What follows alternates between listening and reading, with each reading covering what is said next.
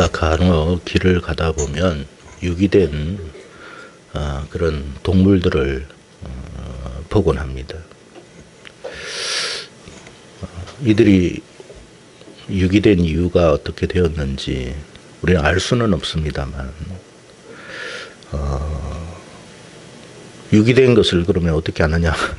사람의 손길이 닿은 흔적이 개나 고양이를 보면 발견할 수가 있습니다.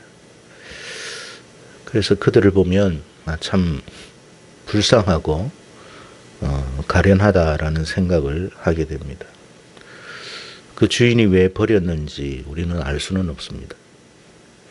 하지만 지금 그들의 어떤 버려진 모습과 행색을 보니까 비록 동물이지만 참 안쓰럽다라는 생각을 하게 됩니다. 또 다른 경우를 한번 우리가 생각해 볼 수 있는데, 가령 바람을 피워가지고 배우자를 버린 그리고 떠난 사람들 가운데 이후에 늙고 병들어서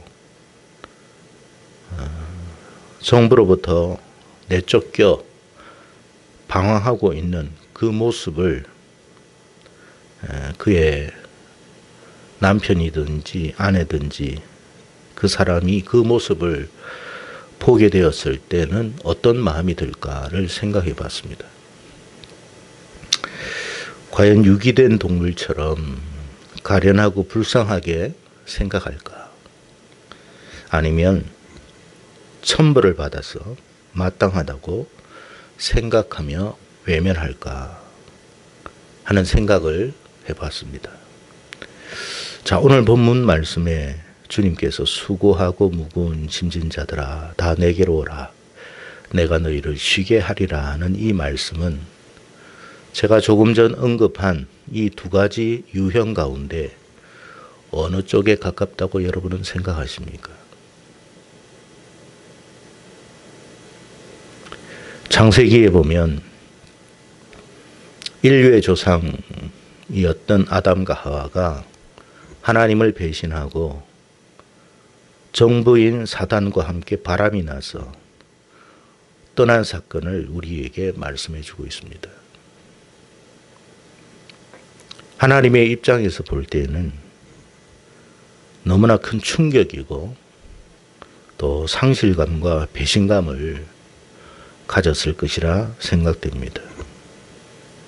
그리고 마침내 그들은 아주 혹독한 세상 가운데 내쫓김을 받아서 결국 유리방황하는 그런 신세로 전락하고 말았습니다. 그들이 유리방황을 하든 어떻게 되었든 간에 하나님을 배신하고 떠난 사람이다 보니까 뭐 상관할 일이 뭐 있겠습니까? 불쌍히 여기는 마음 가당치도 않을 것입니다. 오히려 지금보다도 더 고통과 아픔을 겪어야 한다고 생각할 수도 있을 것입니다. 그런데 사실 주님께서는 어떤 마음으로 우리들을 바라보고 계시느냐 하는 것을 말씀하고 있습니다. 마태복음 9장 36절에 보면 예수님께서 이런 말씀을 해요. 무리를 보시고 불쌍히 여기시니 이는 그들이 목자 없는 양과 같이 고생하며 기진함이라. 이 무리가 누굽니까? 바로 우리들을 말하는 거예요. 하나님 싫다고 정부인 사탄과 함께 바람이 나서 떠난 존재들입니다. 목자 없는 양과 같이 다 버림을 받았어요. 하나님을 떠났으니까 당연히 그렇게 된 거고, 사단으로부터 사실은 버림을 받은 거예요. 그러니 고생하고 기진함이라는 그 모습을 우리 주님이 보신 거예요. 불쌍히 여길 가치가 사실은 없어요. 배신을 하고 떠난 사람들입니다. 그들이 지금 어떤 형편에 처했든지 어떤 모습으로 살아가든지 사실 주님과 무슨 상관이 있겠습니까? 그런데 우리 주님께서 그런 우리들을 바라보시면서 불쌍히 여기셨다라고 말씀합니다. 목자 없는 양과 같이 고생하며 기진한 상태다. 그렇게 보시는 거예요. 그러면서 하신 말씀이 오늘 본문에 보니까 수고하고 무거운 짐진 자들아 다 내게로 오라. 내가 너희를 쉬게 할 것이다. 여러분, 정부와 바람을 펴서 남편 버리고 아내 버리고 떠난 사람입니다. 우리가 그런 각도에서 주님의 마음을 읽을 줄 알아야 돼요. 그런데 그 주님이 찾아오셨다는 거예요. 떠나서 유리방황하는 인생인데 그 사람들이 주님께 올 수는 없잖아요. 근데 주님이 찾아오신 거예요. 찾아오셔서 불쌍히 여기셨다. 첫째는 찾아오셨다. 두 번째는 불쌍히 여기셨다. 그리고 세 번째는 그 사람들을 향해서 수고하고 무거운 짐진 자들아 다 내게로 오라. 내가 너희를 쉬게 해주겠다. 무슨 말이에요? 회복시켜주겠다. 고쳐주겠다. 치료해주겠다. 라는 말씀이에요. 구약에 보면 호세아라고 하는 선지자가 있습니다. 그가 좀 부도덕한 아내와 결혼을 합니다. 그 아내의 이름은 고멜이라고 되어 있습니다. 그녀의 행실이 얼마나 좋지 않은지. 여러분, 남편 된 호세아를 한 번, 두 번도 아니에요. 결혼하고 나서 외간 남자와 결혼해가지고 아이를 가진 거예요. 여러분 같으면 어떤 마음이 들겠어요? 한 아이만 가진 게 아닙니다. 또 낳았더니 또 다른 사람과 관계를 해서 또 다른 아이를 가졌어요. 계속 남편을 버리고 다른 사람과 관계를 해서 아이를 낳고 있는 그 고멜을 바라보는 호세아의 심정이 어떠할 것 같습니까? 그런데도 호세아는 그 아내를 용서하고 받아들입니다. 그쯤 됐으면 고멜이 변화되어야 되는데 그렇지가 않았어요. 급기야는 이 호세아를 떠나서 먼 나라로 갔다 되어 있습니다. 근데 먼 나라로 가가지고 거기서 잘 살았느냐 하면 그렇지가 않죠. 결국 뿌린 대로 거둔다고 거기에서 종살이를 하고 있었습니다. 호세아가 찾아가서 돈을 주고 그 아내를 데려옵니다. 그게 호세아입니다. 여러분 같으면 어떻게 하실 것 같습니까?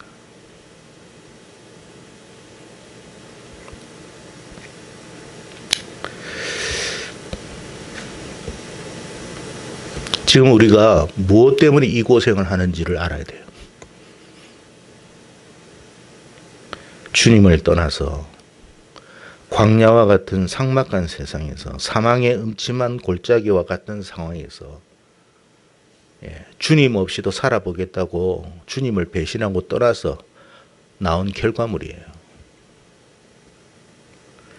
이 광야와 같은 사망의 음침한 골짜기에서 아등바등하게 뭔가 살아보겠다고 별의별 수단과 방법과 노력을 다 기울이고 있습니다만 그럼에도 우리의 몰골이 너무 가련한 거예요. 주님이 보실 때.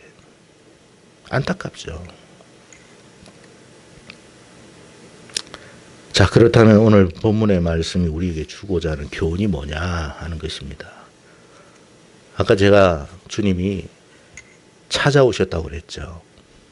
자, 그래서 첫째, 그냥 죄인된 우리의 이 모습대로 주님께로 가야 한다. 그 이야기예요. 여기에서 뭐 달라질 거라고 생각하지 말고 주님은 우리의 이 모습을 보고 뭔가 기대하고 온 게 아니에요. 그냥 이 모습 그대로 와야 돼. 주님은 의인을 부르러 오신 것이 아니라 죄인을 부르러 왔다 그랬어요. 어차피 우리는 스스로 우리의 죄를 씻을 수 있는 존재가 아닙니다.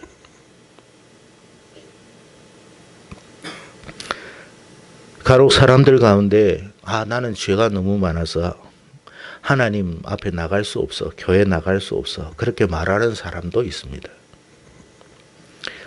그가 말하고자 하는 의도나 의미는 잘 알고 이해는 합니다만, 그럼에도 주님께서는 이 같은 우리의 태도를 반기지 않습니다. 왜냐하면 우리는 결코 스스로 우리 자신의 죄를 씻을 수가 없기 때문에 그렇습니다. 예레미야 2장 22절에 이런 말씀을 하셨습니다. 주 여호와의 말씀이니라. 네가, 우리들을 말하죠, 잿물로 스스로 씻으며 네가 많은 비누를 쓸지라도 너의 죄악이 내 앞에 그대로 있으리니 그랬어요. 공동번역으로 제가 번역해서 읽어드리겠습니다. 비누로 몸을 씻어보아라. 잿물로 몸을 닦아보아라. 너의 더러운 죄가 내 앞에 사라질 것 같으냐? 이는 내 말이니 잘 들으라. 찬송가 280장에 천부여 의지없어서 손들고 옵니다. 주 나를 외면하시면 나 어디 가리까? 내 죄를 위하여 피 흘려주시니 곧 회개하는 마음으로 주 앞에 옵니다. 그래서 여러분, 우리는 우리의 죄를 스스로 씻을 수가 없어요. 그 자체가 착각이에요. 따라서 죄가 많기 때문에 나는 주님 앞에 도저히 갈 수 없습니다라는 마음을 가져서는 안 돼요. 왜? 주님이 오셨잖아요. 왜 오셨겠어요? 여러분, 주님이 이 시간도 저와 여러분을 향해 오신 거예요. 그러면 우리가 해야 할 일은 외면하는 게 아니에요. 거부하는 게 아니에요. 변명하는 게 아니에요. 그냥 이 모습 그대로 주님 앞에 와야 돼요. 숨기려고 하지 마세요. 몰라서 온 게 아니에요. 주님이 우리의 모습이나 우리의 상태를 모르신다고 생각하지 마세요. 주님은 이미도 다 알고 계세요. 알고 계시지만 오신 거예요. 그 마음을 알아라. 두 번째는 더 이상 방황하는 것은 오히려 주님의 마음을 모독하는 것입니다. 불쌍히 여겼다고 그랬죠. 그러니까 여러분, 우리가 더 이상 주님 밖에서 방황해서는 안 돼요. 주님께서 부르신다라는 것은 우리가 지금까지 지었던 모든 죄를 사해 주시겠다라는 뜻입니다. 그게 어떤 죄라도 상관없어요. 그냥 내 모습 이대로 주님 앞에 나오면 주님이 회복시켜 주신다잖아요. 근데 그 마음을 또 외면하고 뒤돌아선다면 그 자체가 모독이라는 거예요. 주님을 모독하는 행위예요. 여러분, 우리가 행하는 윤리나 도덕이나 기타 어떤 선행으로도 우리가 지은 죄를 씻을 수는 없어요. 왜냐하면 이 죄는 하나님께 지은 죄이기 때문에 그래요. 이 무슨 말이냐면 하나님이 용서해 주셔야 할, 용서해 주시면 씻어질 죄이지만 하나님이 용서가 되지 않는 죄라면, 용서하지 않는다라면 아무리 우리가 선행을 하고 윤리와 도덕을 다 한들 이 죄는 해결받을 수 없어요. 가령 여러분을 배신하고 떠난, 정부와 바람이 나서 떠난 사람, 그 사람이 여러분 용서받을 수 있는 길은 여러분 앞에 와서 용서를 구하는 것이지 다른 데 가가지고 선행을 하고 도덕적인 일을 하고 착한 일을 한다고 해가지고 하나님 앞에 지은 죄가 용서되는 게 아니잖아요. 여러분 앞에 지은 죄가 용서되는 게 아니에요. 여러분을 배신하고 떠난 사람이 불이웃 돕기를 많이 하고 뭐 선한 일을 많이 하고 구제를 많이 했다고 해서 여러분에게 지은 죄가 씻어지는 게 아니에요. 여러분에게 지은 죄는 아니 하나님 앞에 지은 죄는 하나님 앞에서 풀어야 돼요. 우리의 죄는 하나님 앞에 범죄한 죄예요. 그렇기 때문에 하나님께 가야 되는 거예요. 하나님이 해결해 주셔야 되는 거예요. 하나님이 죄 없다 하시면 끝난 거예요. 그걸 무슨 윤리로 대신하고 도덕으로 대신하고 뭐 내가 다른 데 가서 선한 일 착한 일을 했다고 해가지고 아니 말로 여러분을 떠난 남편이 여러분을 떠난 여러분 배신한 그 아내가 다른 데 가가지고 선한 일을 했다고 여러분에게 주었던 상처가 씻어지나요? 왜 착각을 합니까?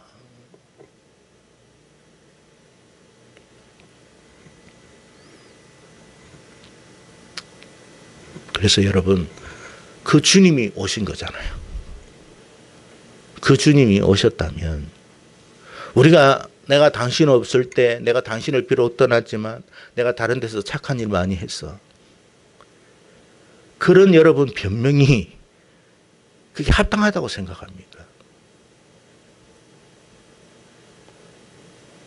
다른 데서 아무리 선한 일을 많이 해도 하나님 앞에서는 여전히 뭐예요? 죄인이에요. 어디에서 죄를 짓고 어디에서 풀려고 합니까, 여러분? 하나님 앞에 죄를 지었으니까 하나님 앞에서 풀어야죠. 그런데 감사하게도 하나님이 찾아오셨다는 거예요. 하나님이 우리를 불쌍히 여기시더라는 거예요. 그러면 우리가 해야 할 일은 뭐냐? 천부여 의지 없어서 손 들고 옵니다. 그 한마디면 되는 거예요.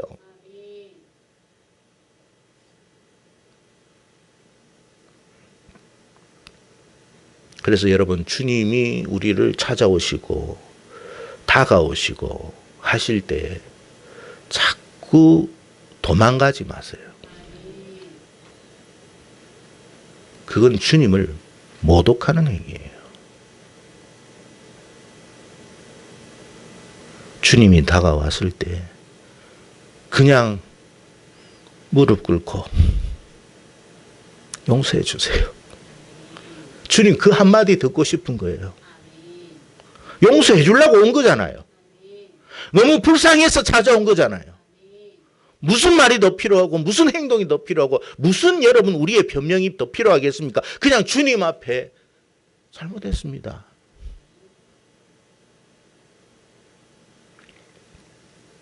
그래서 29절에 나는 마음이 온유하고 겸손하니 나의 멍에를 메고 내게 배우라. 그리하면 너희 마음이 쉼을 얻으리라. 네가 진짜 내 마음을 안다면 내 이 마음이 얼마나 너를 사랑하는 마음, 너를 품으려고 하는 마음을 네가 안다면 비로소 너는 마음의 무거운 짐이 내려질 거야.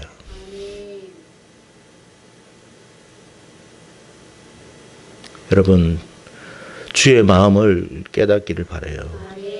이 자리에 와서도 이 같은 주님의 마음을 모르고 돌아간다면 정말 안타까운 일이에요.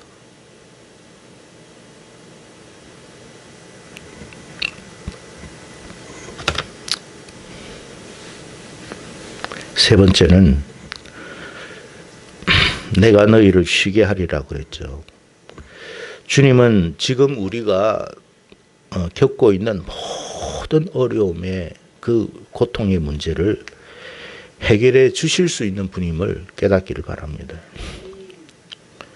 사실 우리가 하나님께 범죄하여서 낙원을 잃고 이 광야와 같은 세상에서 유리방황하는 삶을 우리는 지금까지 살아가고 있는데 세상에서 우리가 유리방황하면서 이 여러분 안고 있는 많은 고통의 문제가 이 광야에서 해결받을 수 있을 것이라고 하는 착각에서 벗어나야 돼요. 이 문제는 하나님에게서 해결받을 수 있는 문제라는 거예요. 하나님이 치유하실 수 있는 분이시고 우리의 모든 고통을 회복시킬 수 있는 분임을 믿으십시오. 우리가 하나님 앞에 정말 어떤 죄를 범했다 할지라도 하나님이 찾아오신 상태라면 주님은 우리의 문제를 풀어주시려고 오신 거예요. 지금 여러분 제가 아까 이야기했지만 유기동물을 보면서 상태가 너무 안 좋아. 뭔가 털이 다 빠지고 그 보니까 몸에도 무슨 피부병도 들고 눈을 보니까 눈이 영 상태가 안 좋은 것도 보여. 근데 그 여러분 그 주인이 예를 들어 그 어떤 주님께서 그와 같은 우리를 불쌍히 여기시고 품으려고 하는 것은 여러분 그냥 그 상태로만 있게 하는 게 아니라 고쳐주려고 온 거예요. 그분의 능력은 충분히 그럴 수 있는 능력이에요. 그분이 고칠 수 없는 능력은 없어요. 할 수 없는 것은 없어요. 다 가능해요.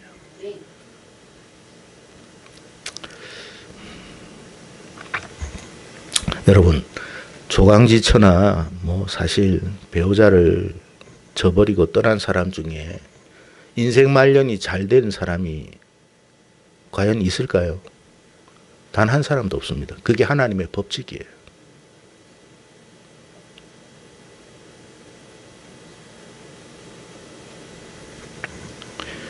모든 걸 다 잃게 돼요.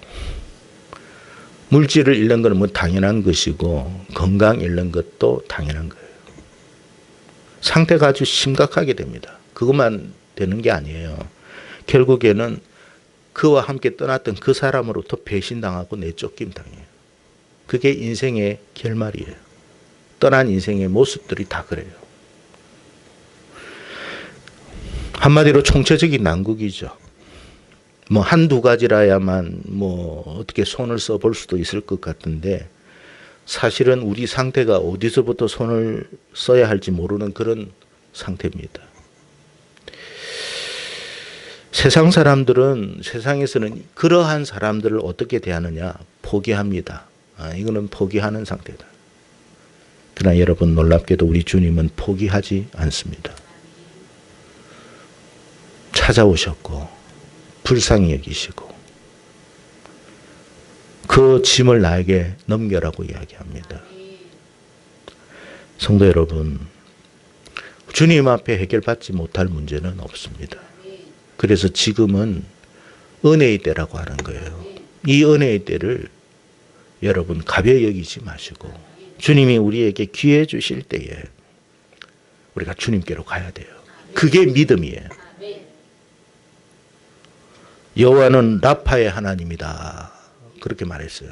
라파라는 것은 치료하시는 하나님이시다. 우리의 영과 혼과 육의 모든 문제를 치료하고 회복하실 수 있는 분이 하나님이십니다. 우리가 여러분 어떤 상처를 받고 육체적인 상처든 정신적인 상처든 그것이 영혼의 상처든 주님은 창조주이시기 때문에 우리의 영과 혼과 육을 창조하신 분이기 때문에 여러분 세상의 의사들은 육만 치료할 수 있습니다. 그것도 다 치료를 못하죠. 그러나 우리 주님은 우리의 영과 우리의 혼과 우리의 모든 육체까지도 다 치료하실 수 있는 분이심을 깨달으시고 그래서 중요한 건 뭐냐면 주님께로 가야 되겠다는 결단이 필요하다는 거예요. 자꾸 머뭇거리고 뭐 주변에서 자꾸만 뭐가 그렇게 하지 마세요. 방황하지 마세요. 주님이 부르실 때 가면 돼요. 뭔가를 가지고 오라고 하지도 않잖아요. 그냥 나오라고 하잖아요. 솔직해질 필요가 있어요. 지금 내 상태가 이렇습니다. 내가 주님 떠나고 잘 될 줄 알았고 행복할 줄 알았는데 사실 주님 떠나니까 그런 게 아니었습니다. 주님 용서해 주시고 불쌍히 여겨 주십시오. 그 한마디면 돼요, 여러분. 신앙생활이 어렵다고요? 우리 주님이 우리에게 뭘 요구하시고 있습니까? 그냥 고쳐주시겠다는 건데.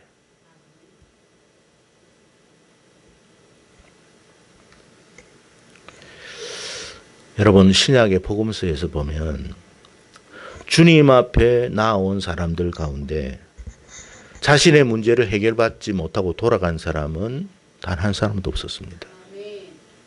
믿음으로 나온 모든 사람, 심지어는요, 누가 봐도 죄인이라고 하는 그 사람들의 문제까지도 주님은 해결해 주셨습니다.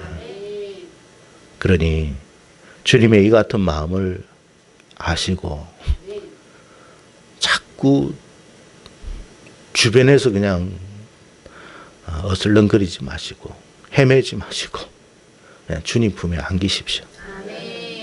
그러면 정말로 우리가 쉼을 얻을 거예요.